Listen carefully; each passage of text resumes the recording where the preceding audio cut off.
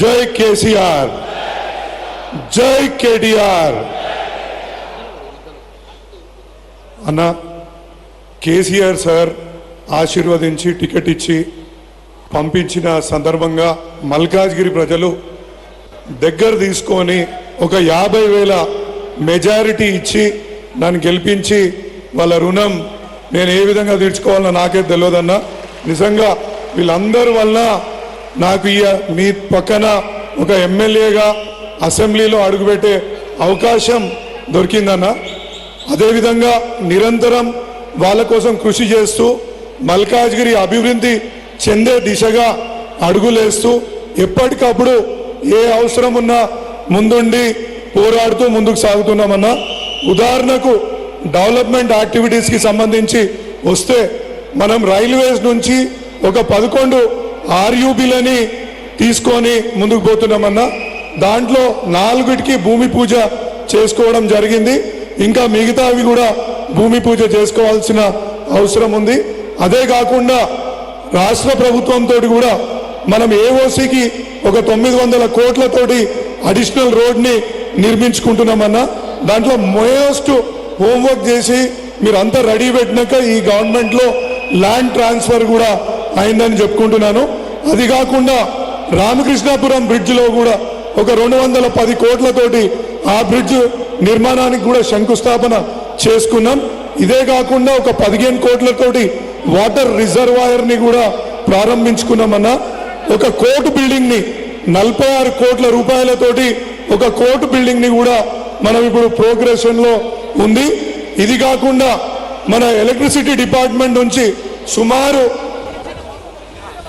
ఒక 46 కోట్లతోటి single phase to 3 phase 23 కిలోమీటర్ల single phase to 3 phase కాకుండా ఒక 72 ట్రాన్స్ఫార్మర్లు ఇంకా సబ్స్టేషన్లు నిర్మించుకోవడానికి కూడా ఎలక్ట్రిసిటీ బోర్డు తోటి పర్మిషన్ తీసుకోవడం జరిగింది.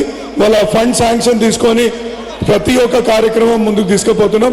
అదేవిధంగా ఇవాళ మనకు ఇవాళ మా డిగ్రీ కాలేజ్లో జూనియర్ కాలేజ్లో రూమ్స్ లేకపోతే కూడా మన మినరల్ ఫండ్ నుంచి ఒక 3 కోట్ల రూపాయలతోటి 10 గదులు అదనంగా నిర్మించుకుంటున్నామన్నా.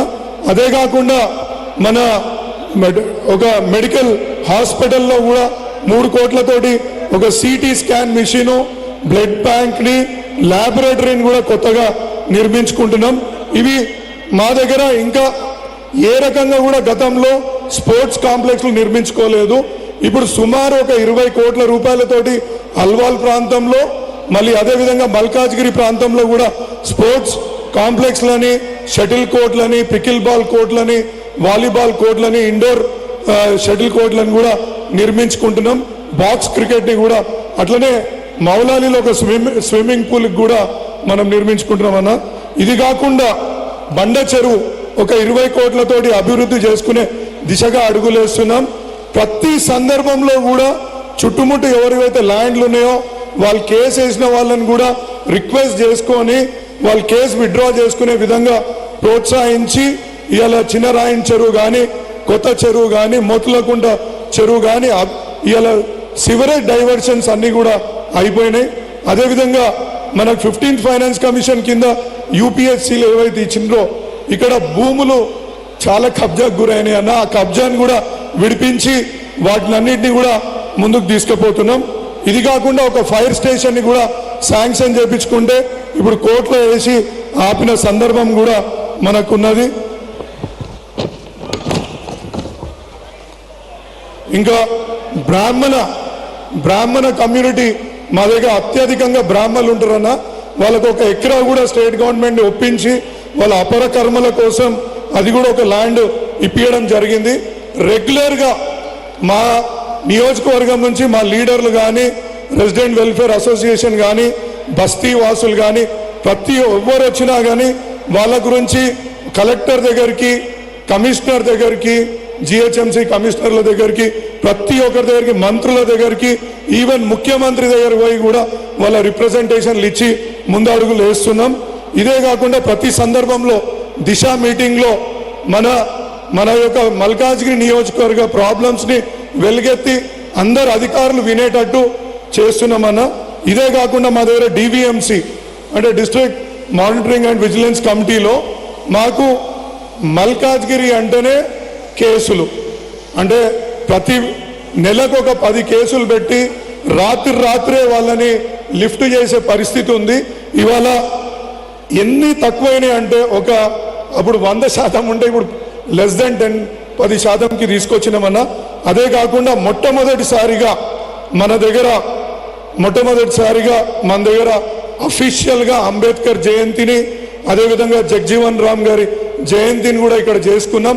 దీనివల్ల ఏం జరుగుతుందంటే ఒక దళిత రత్నాలు ఎవరు కూడా పైరవి చేయకుండా దళిత రత్నాలు ఇప్పించుకోవడము, పిల్లల స్కాలర్షిప్స్ ఏవైతున్నాయో వాళ్ళకు ఆ స్కీమ్స్ పట్ల ఒక అవగాహన తెలియజేసి వాళ్ళందరినీ ఆ స్కీమ్స్ పట్ల అప్లై చేసుకునే విధంగా ముందుకు తీసుకుపోవడం, సివిల్ రైట్స్ కూడా చేసుకొని ఇవాళ మేము సుమారు ఒక 10-12 సివిల్ రైట్స్ కూడా డేస్ కూడా చేసుకొని ముందుకెళ్తున్నామన్నా. కనీసం మా దగ్గర బెస్ట్ అవైలబుల్ స్కూల్ స్కీమ్ ఏదైతే ఉందో దాంట్లో కూడా మా దగ్గర స్కూల్స్ లేవు. ఆ స్కూల్స్ని కూడా ఒక 2 అడిషనల్గా చేర్పించి ఇంకో 2 కూడా ప్రయత్నాలు చేస్తున్నాం. ఇదే కాకుండా అరుంధతి హాస్పిటల్ ద్వారా పూర్తిగా ఉచితంగా వైద్య సహాయం వీళ్ళందరికీ కూడా దొరికేటట్టు చేసుకుంటున్నామన్నా. దాంతోపాటు ఒక అంబులెన్స్ని ప్రతినిత్యం మా యొక్క నియోజకవర్గం నుంచి ఆ యొక్క అరుంధతి హాస్పిటల్ రోజు తీసుకెళ్తుంది. ఇప్పుడు ఫర్ ఎగ్జాంపుల్ డయాలసిస్ పేషెంట్స్ ఉంటారు, ఫిజియోథెరపీ చేసుకోవాలనుకునే వాళ్ళు ఉంటారు, పెద్ద మనుషులు ఉంటారు, వాళ్ళందరినీ అంబులెన్స్లో పంపించి మళ్ళీ ఇంటికాడ కూడా వదిలే విధంగా అంబులెన్స్ సర్వీసెస్ కూడా ఇచ్చినామన్నా. మా దురదృష్టం ఏంటంటే కేసీఆర్ గారి గోల్డెన్ పీరియడ్లో మాకు ఒక సేవాలాల్ జయంతి సందర్భంగా కూడా ₹1 తెచ్చుకున్న సందర్భం లేదు. సేవాలాల్ జయంతి కూడా మొట్టమొదటిసారిగా మా నియోజకవర్గం ఏర్పడిన తర్వాత చరిత్రలో ఫస్ట్ టైం దానికి కూడా ఫండ్ ఇప్పించుకున్నామన్నా. అదేవిధంగా అషూర్ ఖానాకి ఇప్పుడు మన మొహర్రం సందర్భంగా అషూర్ ఖానాలకు ఒక 21 అషూర్ ఖానాలకు మొట్టమొదటిసారిగా ఫండ్ ఇప్పించుకున్న చరిత్ర మీ మార్గదర్శకత్వంలో చేసుకుంటున్నామన్నా. ఇదే కాకుండా చర్చిలకు ఒక 117 చర్చిలకు ₹30,000 లెక్క ఫండ్ ఇప్పించి వాళ్ళ చర్చిల డెవలప్మెంట్ కోసం కూడా పాటుపడుతున్నాం. ఇదే కాకుండా ప్రజల తరఫున ప్రతినిత్యం వాళ్ళ ఏ అవసరం ఉన్నా ఎక్కడ ఏ ఒక ఇబ్బంది ఉన్నా పోరాటం చేస్తున్నాం. ఉదాహరణకు జేఎల్ఎస్ నగర్లో ఎండోమెంట్ వాళ్ళు వచ్చి తాళాలు వేసి ఆ ఇండ్లన్నీ కూల్చడానికి పోతే కోర్టు స్టే తీసుకొచ్చి దాన్ని ఆపినామన్నా. ఇదే కాకుండా మన తారక రామ నగర్లో రైల్వే వాళ్ళు వచ్చి ఇబ్బంది పెడితే కూడా వాళ్ళ కోసం ప్రతినిత్యం పోరాడుతూ లాయర్లందరినీ పెట్టి వాళ్ళ కోసం కూడా రైల్వే అధికారులతో పోరాడి ఇవాళ ఆపుకున్న చరిత్ర మనదన్నా. ఇదే కాకుండా మన దగ్గర ఇవాళ భూదాన్ ల్యాండ్ అన్న మల్కాజ్గిరి అంటేనే కబ్జాల అడ్డా అయిపోయిందన్న ఇంతకుముందు ఉన్న ఎమ్మెల్యేల ఆధ్వర్యంలో. సో 582, 583 అనే సర్వే నంబర్ 27 ఎకరాలు యుఎల్సి ల్యాండ్ అన్న. దీంట్లో మొన్న 2 సబ్ రిజిస్టర్లను సస్పెండ్ చేయించినాం. మళ్ళీ అదేవిధంగా భూదాన్ ల్యాండ్ గురించి, తోళ్ల కార్ఖానాలో ఉన్న ల్యాండ్ గురించి కొట్లాడడం జరుగుతుంది.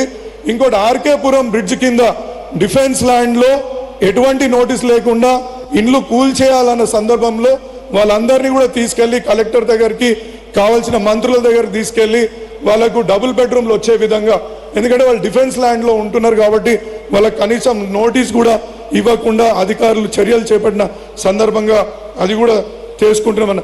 అంటే మా దగ్గర ఎంత దురదృష్టం అంటే ఇవాళ వీళ్ళు రాజీవ్ గాంధీ పేరు ఇంత గొప్పగా చెప్తుంటారు. నేను వచ్చింది ఒక 10-15 సార్లు ఈవెన్ అసెంబ్లీలో చెప్పిన 10-15 సార్లు వాళ్ళకి రిప్రజెంటేషన్ ఇచ్చిన 1800 ఫ్లాట్లు ఉంటాయన్న. తాగడానికి మంచినీళ్ళు లేదు. ఆడ తాగడానికి కూడా మంచినీళ్ళ వ్యాపార కేంద్రంగా అది అవతరించింది. ఇప్పుడు మొన్న మన హౌసింగ్ కార్పొరేషన్ గౌతమ్ గారిని కలిసినాక మొన్న ఆయన చర్యలు చేపట్టి ఇమీడియట్లీ ఆడ వాటర్ కనెక్షన్ ఇప్పియాల్సిందిగా ఆయన కూడా చేపించిండు. మన హర్జన బస్తీ అల్వాల్లో కూడా వాళ్ళకు మీటర్లు, అంటే మన నల్ల మీటర్లు కూడా లేని సందర్భంగా అవి కూడా పెట్టి ముందుకు తీసుకుపోతున్నాం. అంటే ప్రతి సందర్భంలో ఏ కేసు వచ్చినా ఏదొచ్చినా నన్ను నా కాలేజీలు గులగొడుతున్నా, నా కాలేజీల సీట్లు తక్కువ చేసినా, నా ప్రాపర్టీల మీద యుద్ధానికి దిగినా, నా ఇలా ఫీజుల మీద యుద్ధం చేస్తున్నా, ఎక్కడ కూడా ఎవరితోటి కాంప్రమైజ్ కాకుండా పోరాడుతూ ఒక్క కార్యకర్తను కూడా పొడగొట్టుకోలేదన్న. ఒక్కరంటే ఒక్కరు కూడా మమ్మల్ని విడిచిపెట్టి మీ నాయకత్వాన్ని బలపరుస్తూ నా ఎంబడే ఉంటుండన్నా. అది నిజంగా ఇవాళ ఈ 2.5 సంవత్సరాలు నేను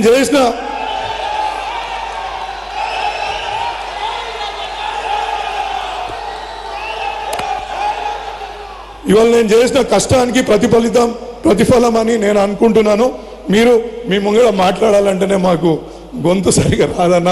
సరే ఏదో ధైర్యం చేసి ఇవాళ ఇంతమంది కార్యకర్తలు నాయకులు కూడా ఉన్నారు కాబట్టి అన్న ముంగడ 2 నిమిషాలు ఎట్లయినా మాట్లాడదా అని చెప్పేసి తీర్మానించుకొని ఇవి చేసిన అన్న.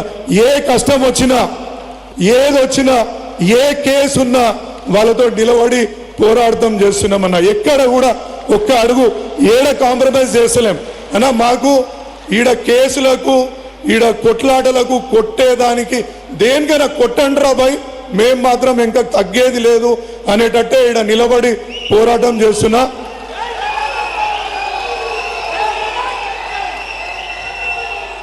నాకు అండగా నిలిచిన ఈ కార్యకర్తలకు ఈ లీడర్లకు నేను ఏమిచ్చినా ఈ రుణం తీసుకోలేను.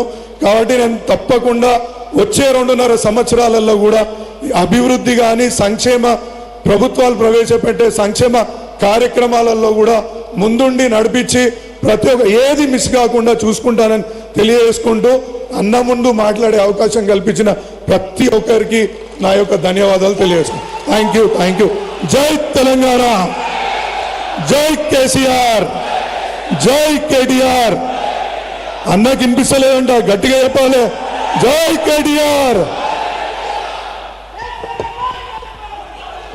జై తెలంగాణ, జై తెలంగాణ, జై కేసీఆర్, జై కేటీఆర్. మనమందరం కూడా రేపు రాబోయే ఈ రాష్ట్రానికి మళ్ళీ కేసీఆర్ గారిని ముఖ్యమంత్రి చేసి తీరాలని మనమందరం కూడా ఒక్కసారి